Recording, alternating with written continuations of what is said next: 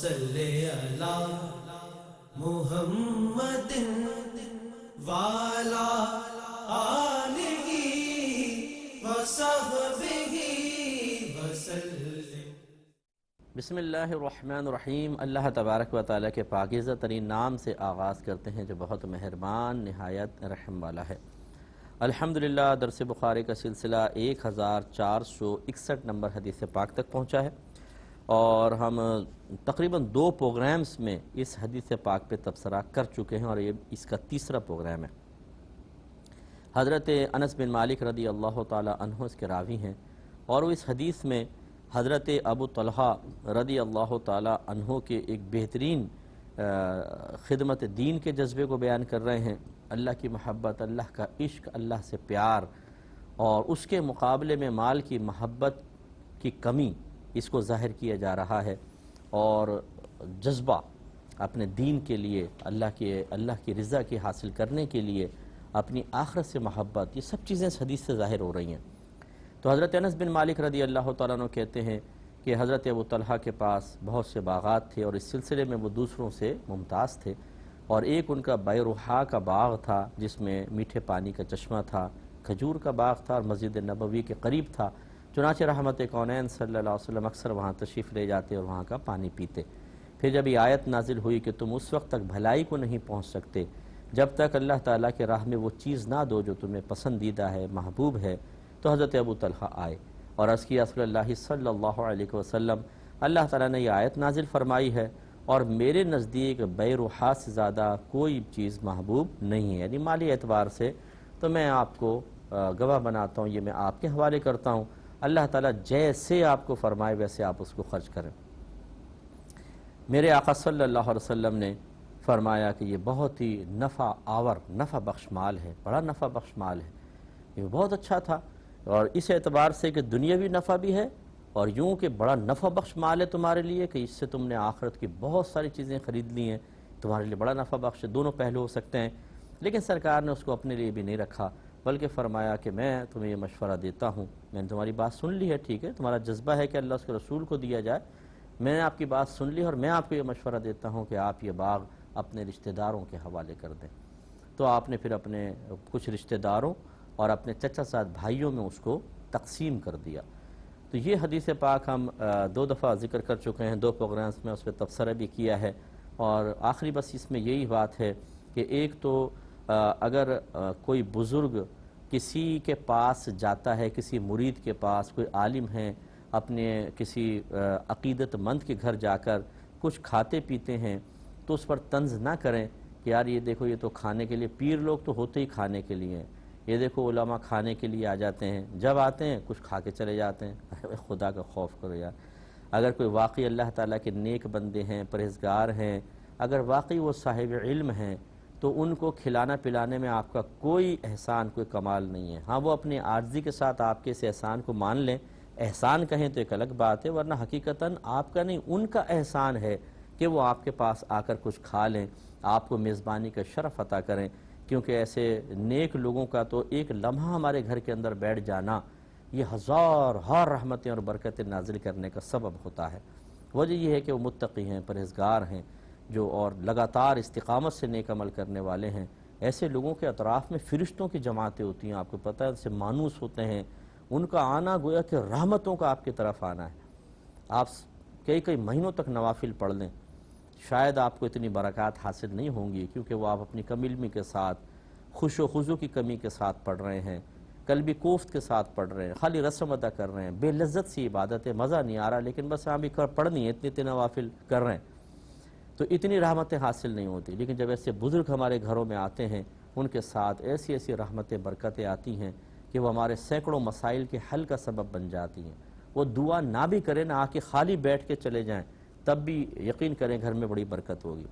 اس لیے ایک تو اس کو اپنے لیے سعادت سمجھیں، دوسرا جو ایک بیچارہ نادان سا طبقہ ہوتا ہے کہ جو طنز کر رہا ہوتا ہے کہ دیکھو جی آئے اور کھا کے چلے گئے، دیکھو یہ ایسا ہو گیا، ارے بھائی آپ کو ضرورت نہیں ہے ایسے کہنے کی، بلکہ آپ بھی یہ سعادت حاصل کر لیں کہ واقعی کوئی صحیح بزرگ ہوں، نیک ہیں، پرہیزگار ہیں، صاحب علم ہیں، دنیا کا لالچ نہیں ہے، یہ نہیں کہ اس کا بھی جیب پہ نگاہ ہے، اس کے مال پر، اس کے گھر کے سامان پہ نگاہ ہے، معاذ اللہ میں ایسے کی بات نہیں کر رہا ہوں، یہ بزرگ ہے بھی نہیں حقیقتاً. بزرگ تو دنیا سے بے نیاز ہوتا ہے, وہ مطلب کسی دنیا کا لالچ نہیں رکھتا. ایسے کوئی بزرگ ہوں تو ان پہ طنز نہ کریں, ان کا آنا آپ کے لیے باعث برکت ہے. تو یہ بعض اوقات لوگ سمجھتے نہیں ہیں تو اس پہ طنز کر دیتے ہیں اور ان برکات سے محروم ہو جاتے ہیں کہ جو برکات ان کی تعظیم کی صورت میں حاصل ہو سکتی ہے. وہ تھوڑا سا درس حاصل کریں. تو میرے آقا صلی اللہ علیہ وسلم خود تشریف لے جاتے تھے اور ٹھنڈا پانی پیتے تھے, تو اس لیے اس میں شرعاً کوئی حرج نہیں ہے. ایک دفعہ امام شافعی رحمۃ اللہ علیہ ایک اپنے عقیدت مند کے پاس گئے, تو وہ گھر میں تھا نہیں, خادمہ تھی. اس نے پوچھا آپ کون؟ تو بتایا میں وہ ہوں. تو کہا کہ آپ تو میرے آقا آپ سے بڑی محبت اور عقیدت رکھتے ہیں, آپ تشریف لائیے, آپ کو میں ایسے نہیں جانے دوں گی, آپ بیٹھیں آئیں کھائیں پئیں. ان کو بٹھایا, کچھ کھلایا پلایا, آپ چلے گئے. جب وہ عقیدت مند آیا تو پھر ان کی کنیز نے بتایا کہ وہ آپ کے بزرگ آئے تھے, تو میں نے ان کو بٹھا کے ان کی تعظیم کی, انہوں نے کھلایا پلایا. وہ اتنا خوش ہوا, اس نے کہا جا تو آزاد ہے اور تو نے بہت اچھا کیا. تو وہ لوگ مطلب کسی بزرگ کے آنے پہ خوش ہوا کرتے تھے. تو یوں اگر کوئی آ جاتا ہے بزرگ آپ کے پاس تو بہت اچھی بات ہے, یا آپ اگر بزرگ ہیں کوئی اور وہ چلے جاتے ہیں کسی مرید کے پاس, تو یہ شرعی دلیل ہے اس کی ایک کہ اس میں کوئی حرج نہیں ہے, بشرطے کہ اس پر بوجھ نہ بنے بیچارے پہ. یہ ذرا خیال کرنا چاہیے. تو اب یہ آیت نازل ہوئی, ایک امتحان تھا کہ سب سے پسندیدہ چیز صدقہ کر دیں. حضرت ابو طلحہ اس میں پورے اترے. مجھے اور آپ کو بھی, میں نے آپ کو پچھلے پروگرام میں بھی ترغیب دی تھی, کبھی کبھار اس امتحان پہ ہم بھی پورا اتر جائیں. جیب سے پیسہ نکالیں, ایک مرا ہوا سا نوٹ ہے اور ایک کرارا نوٹ ہے, اللہ کی راہ میں کرارا نوٹ ڈال کر دیکھیں آپ کا نفس مائل ہوتا ہے کہ نہیں ہوتا. اس میں تو کوئی زیادہ نقصان تو نہیں ہے نا, مالیت تو دونوں کی برابر ہے, یہ بھی دینا 50 روپے, یہ 50 روپے, لیکن یہ کرارا ہے. تو ذرا آزما کر دیکھیں کہ اللہ کے لیے دیتے ہوئے کیسا دل کھنچتا تو نہیں ہے. اسی طریقے سے کچھ اضافی جو بہنیں خود مختارہ ہیں اور کسی کوئی ان کو مطلب مجبور نہیں کر سکتا, ان کی گرفت نہیں کر سکتا, وہ اپنے مال میں سے تھوڑا سا اضافی صدقہ کر کے دیکھیں کہ اللہ کے راہ میں دیتے ہوئے کوئی تنگی تو نہیں ہوتی. اس کے علاوہ پھر اپنے رشتہ داروں کا خیال کرنا. میرے آقا صلی اللہ علیہ وسلم چاہتے تو یہ مال اپنی ملکیت میں بھی لے سکتے تھے اور اسے غریبوں کے لیے تقسیم کر دیتے, یعنی سرپرستی آپ کی ہوتی اور غریبوں کو اس سے فائدہ ہوتا رہتا. لیکن میرے آقا نے ترغیب دی کہ اپنے رشتہ داروں کو دو. اس کا مطلب یہ ہے کہ رشتہ دار محتاج ہوں تو سب سے پہلے ان کو اپنی نعمتیں دینی چاہیے. اس کے بعد پھر جو اہل محلہ مسلمان ہیں, اس کے بعد مزید جو شہر کے دیگر آپ کے ایسے مسلمان بھائی بہن جو محتاج ہیں ان کو دیں. اور ہمارا مذہب تو بڑا پیارا مذہب ہے, یہ کہتا ہے کہ اگر مسلمان محتاج موجود نہیں ہے اور غیر مسلم کو مدد کی ضرورت ہے تو غیر مسلم کی بھی انسانیت کے ناطے آپ مدد کر سکتے ہیں, لیکن نفلی صدقے سے نہ کریں, تو واجبہ صدقے سے نہ کریں, نفلی صدقے سے کر سکتے ہیں. لیکن بہرحال جو رشتہ دار ہوتے ہیں, میں نے پچھلے پروگرام میں بھی عرض کیا, ہم بعض اوقات کئی مصلحتوں کی بنا پر قریبی رشتہ داروں کو دینا پسند نہیں کرتے ہیں. انہیں ہم محتاج دیکھنا چاہتے ہیں, ہاتھ پھیلاتا ہوا دیکھنا چاہتے ہیں, وہ ہم چاہتے ہیں وہ روتے رہیں ہمارے سامنے کہ آج یہ نہیں ہے گھر میں, آج یہ پریشانی ہو گئی, وہ پریشانی. اس سے ہمیں کچھ احساس برتری سا ہوتا ہے جس سے ہمارے قلب میں کچھ سکون سا پیدا ہوتا ہے. یعنی بعض لوگ تو اپنی اس کیفیت کو خود سمجھ بھی نہیں پاتے کہ کیوں ہمیں اتنا مزہ آتا ہے دوسرے کی مجبوریاں سن کر, اور مدد بھی نہیں کریں گے, ہمدردی کا اچھا بھائی تو اللہ تمہارے ساتھ کرے, حالانکہ مدد کر سکتے ہیں, پاس اٹھ کے چلے جائیں گے, لیکن مزہ آتا ہے. چاہتا ہے دل کے سامنے اللہ روتا رہے, اپنی تنگ دستی کی شکایتیں کرتا رہے, اپنی پریشانیاں بیان کرتا رہے, ہمیں کوئی پریشانی نہ ہو. یہ رویہ مناسب نہیں ہے. تو غریب رشتہ داروں کی سب سے زیادہ مدد کرنے کی کوشش کریں, خصوصاً جو سفید پوش ہوں.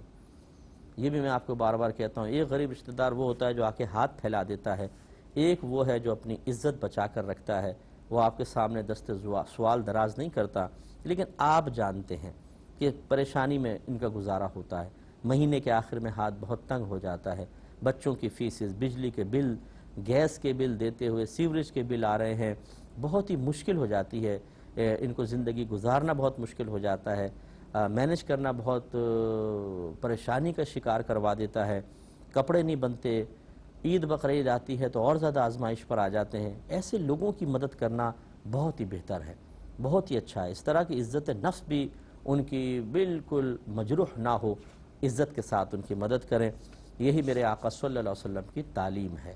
تو یہ ایک بڑی پیاری حدیث پاک ہے, کوشش کیجئے کہ اس حدیث پاک سے ہم بھی سبق حاصل کریں اور اس کے تقاضے کے مطابق عمل کریں.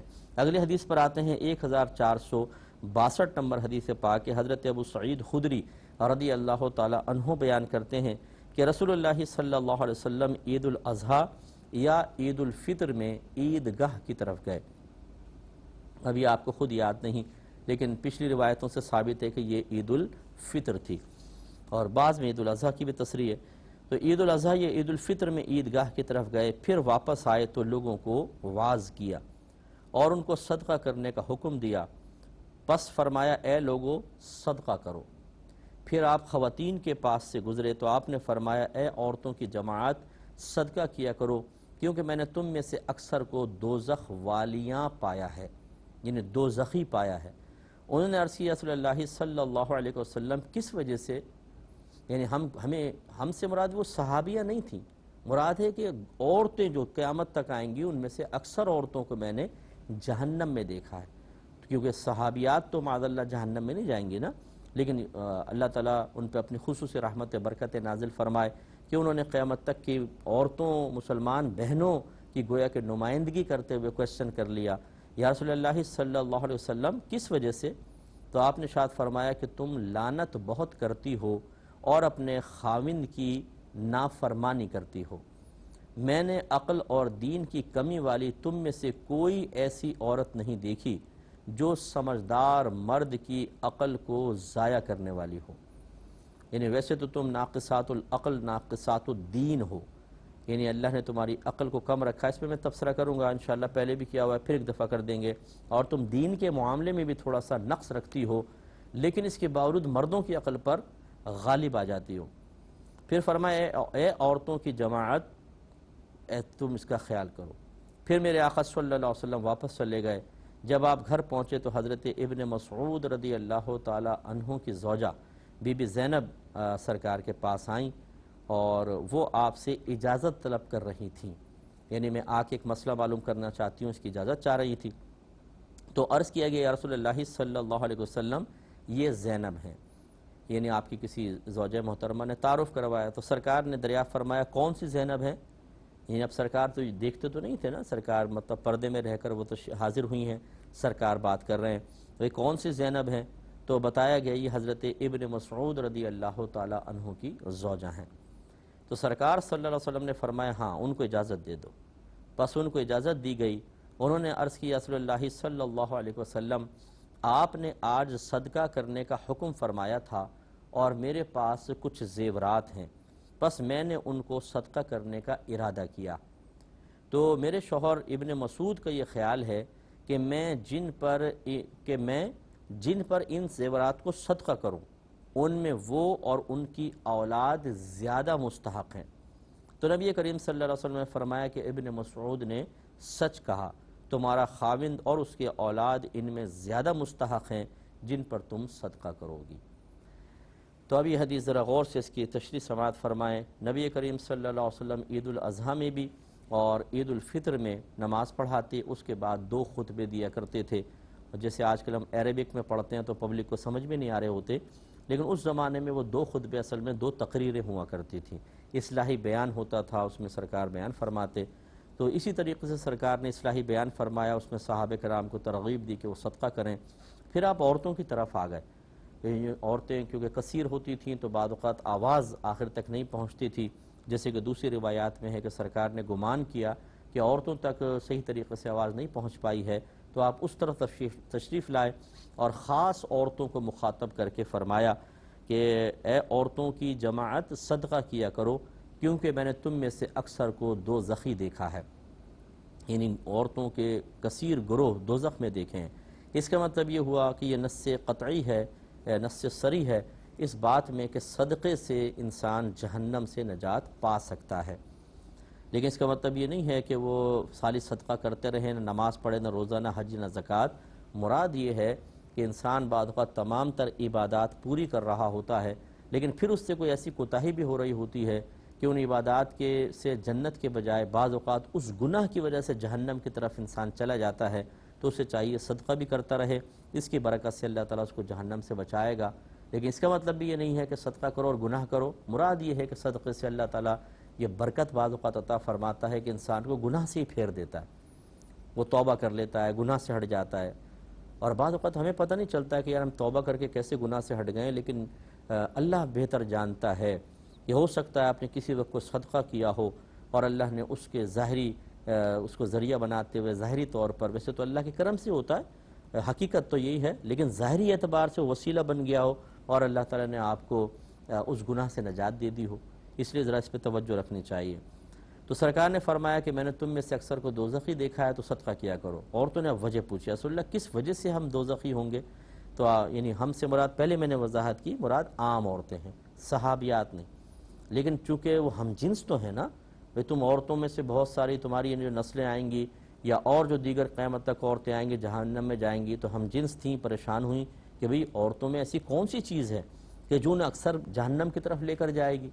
اب میری بہنیں غور سے سنیں، سرکار نے فرمایا کہ تم لعنت بہت کرتی ہو، تو اس سے وہ بہنیں سبق حاصل کریں جو بات بات پہ لعنت کرتی ہیں، بچوں پہ ارے لعنت ہو جائے تجھ پر، شوہر پہ کہیں گی لعنت ہے، ماسیوں کو کہیں گی لعنت ہو تم پر، ہوا کو، بجلی کو لعنتیں، یہ بالکل غلط ہوتا ہے۔ لعنت کا مطلب ہوتا ہے اگر اس کی نسبت اللہ کی طرف کی جائے کہ اللہ نے لعنت فرمائی، اس کا مطلب ہوتا ہے اپنی رحمت سے دور کر دیا، اور جب مخلوق کی طرف نسبت ہو کہ نبیوں نے لعنت فرمائی، ہم لعنت کرتے ہیں، اس کا مطلب ہے کہ اس بات کی دعا کہ اللہ تعالیٰ اس کو اپنی رحمت سے دور کر دے۔ تو اس لیے یہ نبی کریم نے ناپسند فرمایا کہ کسی مسلمان بھائی کے لیے اگر آپ لعنت کرتے ہیں تو گویا کہ آپ اللہ سے یہ کہہ رہے ہیں کہ اللہ تعالیٰ اس کو اپنی رحمت سے محروم کر دے، اور رحمت سے جو محروم ہوتا ہے تو یہ ہو سکتا ہے کہ وہ ایمان بھی اس کا ضائع ہو جائے، نفس و شیطان اس کو جہنم میں لے جائیں۔ گویا کہ ہم ایک لعنت کے ضمن میں کس قدر بڑی بڑی خواہشات غلط قسم کی کر رہے ہوتے ہیں، کیونکہ رحمت سے محروم ہوگا تو دنیا کی نعمتوں سے محروم، کفر تک پہنچ سکتا ہے، گناہ کبیرہ میں پہنچ سکتا ہے، جہنم میں پہنچ سکتا ہے، اور یہ صحیح نہیں ہے۔ اور پھر سرکار نے فرمایا تم اپنے خاوند کی نافرمانی کرتی ہو، یعنی جائز امور میں، اگر شوہر ناجائز کام کا حکم دے رہا ہے تو پھر تو نافرمانی کرنا فرض ہے، کیونکہ رحمت کونین صلی اللہ علیہ وسلم نے ارشاد فرمایا کہ اللہ تبارک و تعالیٰ کی اطاعت میں کسی مخلوق کی اطاعت جائز نہیں، یعنی اللہ کی نافرمانی میں مراد یہ کہ اللہ نے حکم دیا میری اطاعت کرو اس میں، اور آپ ان کی اطاعت کر کے نافرمانی کر رہے ہو اللہ تعالیٰ کی، یہ صحیح نہیں ہے۔ تو اس کو سرکار نے منع فرمایا، اور اس پہ مزید انشاءاللہ پھر ہم کلام کر کے بقیہ حدیث پر بھی تبصرہ کریں گے۔ ٹائم چونکہ کم ہوتا ہے ہم آگے نہیں بڑھ سکتے ہیں، انشاءاللہ نیکسٹ پروگرام میں سنتے رہیے گا۔ اللہ تعالیٰ عمل کی توفیق عطا فرمائے، آمین۔ وآخر دعوانا ان الحمدللہ رب العالمین۔